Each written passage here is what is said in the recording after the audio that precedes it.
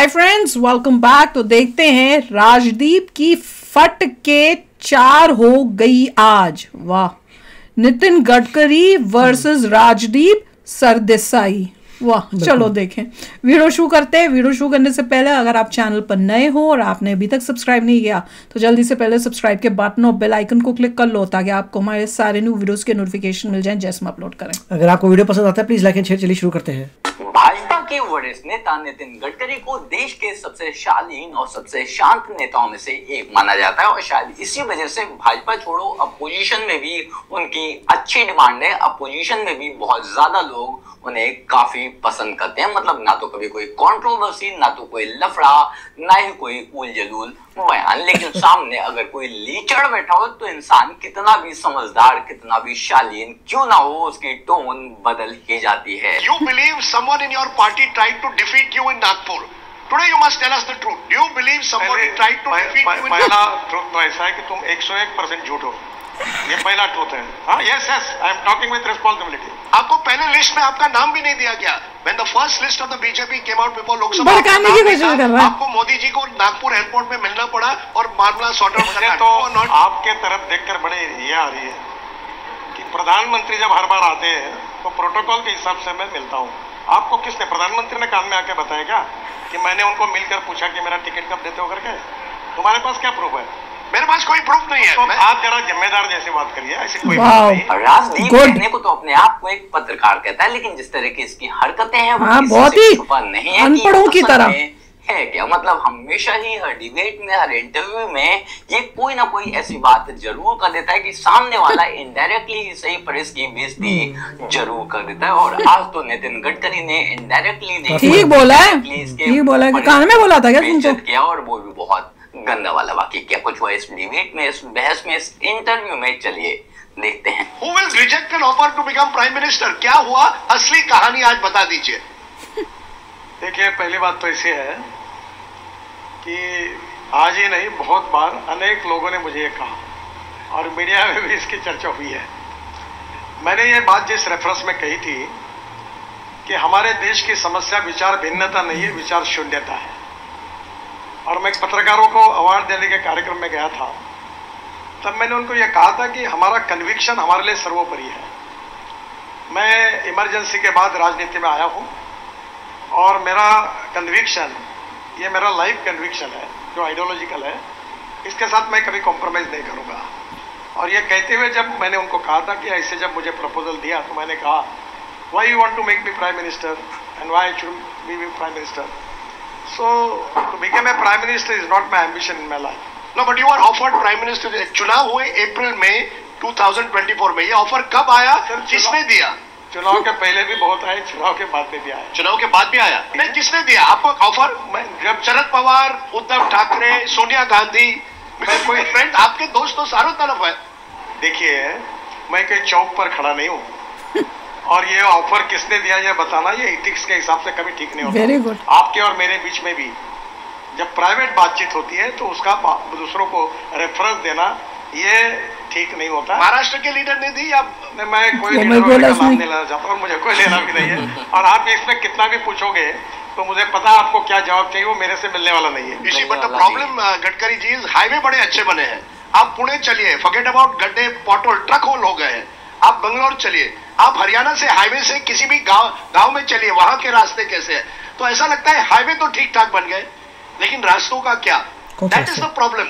आपके प्रॉब्लम का सही उत्तर ये है कि मैं केवल नेशनल हाईवे का मंत्री हूँ और जो रोड गांव में जाते हैं वो ग्रामीण विकास मंत्रालय। But the city roads are also bad. Just a minute, मुझे क्लियर करने दीजिए, तो आप दूसरी बात मेरे पे चिपका दोगे। नहीं, मैं आप पे नहीं चिपका रहा हूँ। दूसरी बात यह है कि स्टेट हाईवे के रोड होते हैं, डिस्ट्रिक्ट रोड होते हैं, रूरल कनेक्टिविटी के रोड होते हैं। और जब अटल बिहारी वाजपेयी प्रधानमंत्री थे और मैं मुंबई में मंत्री था तो मैंने देश के लिए एक बहुत अभूतपूर्व योजना बनाई थी, प्रधानमंत्री ग्राम सड़क योजना, जिसके कारण 4.5 गाँवों में रोड बने थे। तो हर जगह पर प्रॉब्लम के लिए अलग अलग अथॉरिटी और एजेंसी जिम्मेदार है। This is in Maharashtra is going to have polls in 7 weeks. Yesterday or 2 days ago there was a BJP meeting in Aurangabad. Amit Shah ji was there, Devendra Fadnavis was there, all the top BJP leaders were there. Nitin Gadkari not there. Couple of weeks ago there was a BJP meeting in Pune. All top BJP leaders were there. Nitin Gadkari was not there. वहां तो hoardings भी लगाए थे आपके। यहाँ जो public में बस है कि नितिन गडकरी रूठे हुए हैं। You don't want to get involved in this Maharashtra election. You are happy living in Delhi. ये महाराष्ट्र की किचकिच में पड़ना नहीं है। And the reason is you believe someone in your party tried to defeat you in Nagpur. Today you must tell us the truth. Do you believe somebody tried to defeat you in पहला Nagpur? Truth तो ऐसा है कि तुम 101% झूठ हो। हाँ, ये पहला ट्रूथ है। हाँ, yes yes, I am talking with responsibility. और दूसरी बात ये है, कौन सा झूठ था? पूरा जब पूरा बोल रहे हो वो पूरा झूठ है। आप औरंगाबाद से गए? सुनो तो पूरा, आप जब पूछते हो थोड़ा सुनो। सर बट मैं जम्मू कश्मीर में ऑफिशियल भारतीय जनता पार्टी के टूर पर परसों था। यस। कल मैं हरियाणा में था और सुबह बेंगलोर में था कार्यक्रम के लिए। और इसलिए पार्टी के प्रचार अभियान में मैं जब जम्मू कश्मीर में मेरी 4 सभाएं थी तो मैं नागपुर में रह नहीं सकता था। मैंने ये बात पार्टी के प्रदेश अध्यक्ष को बताई थी। पार्टी के अध्यक्ष बावल को ने बताने के बाद में भी तुम्हारे जैसे अनुभवी पत्रकार मुझे ऐसे सवाल क्यों पूछते हैं, ये मेरे सामने सवाल है। और इसलिए तुम्हारी बात पूरी गलत है, झूठ है, और मैं कोई किसी पे नाराज नहीं। Why are you going to Jammu and Kashmir? जैसे मैंने कहा, आपने नागपुर में बहुत काम किया, इसके बावजूद आपका मार्जिन कम आया लोकसभा में। आपके किसी नजदीकी से मैंने बात की, उन्होंने कहा there was a conspiracy in the BJP to defeat Nitin Gadkari. सही है गलत है? जब इनका गलत है। आपको पहले लिस्ट में आपका नाम भी नहीं दिया गया। When the first list of the BJP came out before Lok Sabha, आपका नाम नहीं था। आपको मोदी जी को नागपुर एयरपोर्ट में मिलना पड़ा और मामला सॉर्ट आउट मुझे तो आपके तरफ देखकर बड़े ये आ रही है। प्रधानमंत्री जब हर बार आते हैं तो प्रोटोकॉल के हिसाब से मैं मिलता हूँ। आपको किसने, प्रधानमंत्री ने कान में आके बताया क्या कि मैंने उनको मिलकर पूछा कि मेरा बेइज्जती की बड़ी अच्छी, तुम्हारे पास शर्म आनी चाहिए उसे। मेरे पास कोई प्रूफ नहीं है। तो आप जैसी बात करिए, ऐसी कोई बात नहीं। और मुझे किसी ने ही ये कहा नहीं। दूसरी बात, महाराष्ट्र की लिस्ट ही जो रिकमेंड होकर, पहले पद्धति ऐसी होती है कि महाराष्ट्र पार्लियामेंट्री बोर्ड अपने सीटों को रिकमेंड करके दिल्ली भेजता है। जब महाराष्ट्र की लिस्ट ही नहीं आई थी और बाकी जगह से लिस्ट आई थी तो महाराष्ट्र का एक भी नाम नहीं आया था, तब मेरा नाम उसमें जब आया तब उसमें हुआ। आप आरएसएस से इतने सालों से जुड़े हुए हैं, मोदी जी 75 साल के हो रहे हैं। ये जो स्पेकुलेशन है ये है कि अगले साल शायद मोदी जी अगर रिटायरमेंट के बाद आरएसएस का कोई नए नेतृत्व हो तो नितिन गडकरी जो आरएसएस के बड़े लाड़के हैं, बड़े नजदीक हैं, क्या नितिन गडकरी को एक तरह से प्रमोशन दिया जाएगा? ये जो अटकलें लगाई जा रही है, इस पर आज बता ही दीजिए। मैं बता ही देता हूँ। तुम्हारे जैसे लोगों को अटकलों पे चलने का जो काम चलता है वो चलते रहना चाहिए। मैं कोई रेस में नहीं हूँ आज तक। हाँ बिल्कुल नहीं, मैंने कहीं अपना कटआउट लगाया नहीं, किसी के स्वास्थ्य बायोडाटा दिया नहीं, कोई लफड़े लोचे में नहीं हूँ। मैं अपना काम करते रहता हूँ। और रही बात आरएसएस की, आरएसएस का मैं स्वयं सेवक हूँ। और रही बात मोदी जी की, तो आप एक काम करिए, आप बहुत अनुभवी कुशल पत्रकार हैं, आप मोदी जी को पूछिए, आरएसएस को पूछिए, आरएसएस के प्रवक्ता को पूछिए, उनके सवाल मुझे क्यों पूछते हो? How is your relationship with Modi ji? अच्छी है, very good, good, not so very good, good, very good. Yes, समझ नहीं आ रहा। Very good. चाहते कि नहीं चाहते मुझे मालूम नहीं, पर my relation is very good, very good. Gaurav Gogoi, if you had to choose a BJP leader who you think can manage a coalition, would Nitin Gadkari fit your bill? Would you be more comfortable with Nitin Gadkari? Rajdeep, I told you that I learn a lot from BJP leaders also, and like Nitin Gadkari ji says, आप जो मेरे से निकलवाना चाहते हैं मैं बोलूँगा नहीं। अब आप कहोगे कि नितिन गडकरी के मदद के लिए अपोजिशन वाले भी आए, इसका रहस्य क्या है? नहीं, हम ये कहेंगे कि गौरव गोगोई ने अटकलें बढ़ाई, कहा कि हम नितिन गडकरी को पसंद करते हैं।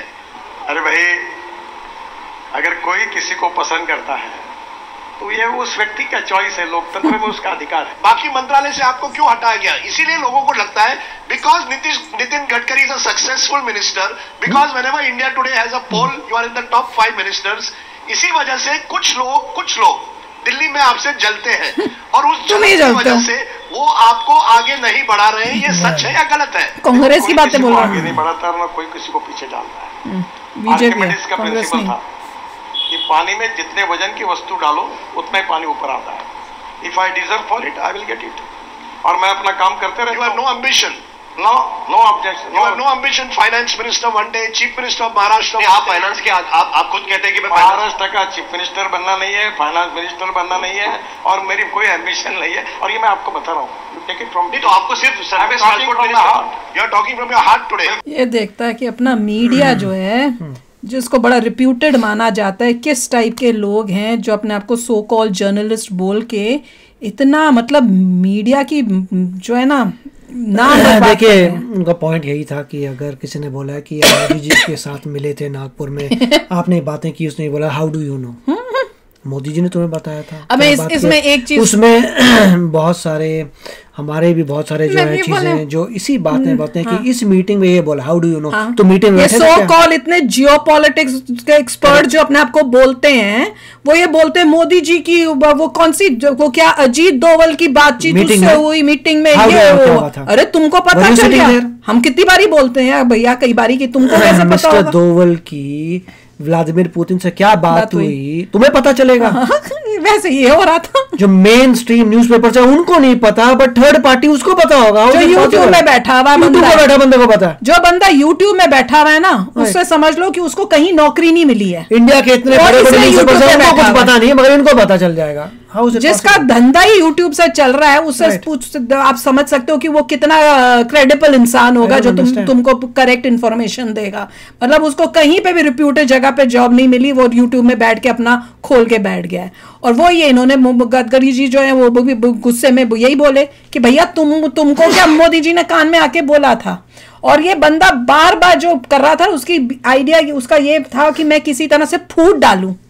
ये अब नया चल रहा है यहाँ पे, ये जो ऑपोजिशन है ना, कांग्रेस और ये सब जो एंटी बीजेपी एंटी मोदी हैं, उन्होंने अब ये नया एक चाल चली है कि फूट, और बीजेपी में फूट डल गई है। अब वो ये गेम खेल रहे हैं, इसको नहीं दे रहे, उसको नहीं दे रहे, ये इनको बनना चाहिए पीएम, उनको बनना चाहिए, क्या एंटरटेनमेंट है। और ये जो गडकरी है, ही वॉज वेरी इरिटेटेड शक्ल से, जैसे बोला मुझे तुमसे आ रही है क्या, बू आ रही है, कह रहे थे कि मुझे तुमसे बड़ी आ रही है, आ रही है, मतलब बू आ रही है, ये ही हो से ऐसे जैसे वो इरिटेट होते हैं ना। कई बार हम भी जब न्यूज सुन के उन लोगों की बातें सुनते हैं, हमें भी बड़ी इरिटेशन होती है कि भैया कुछ तो सोच के बोलो यार।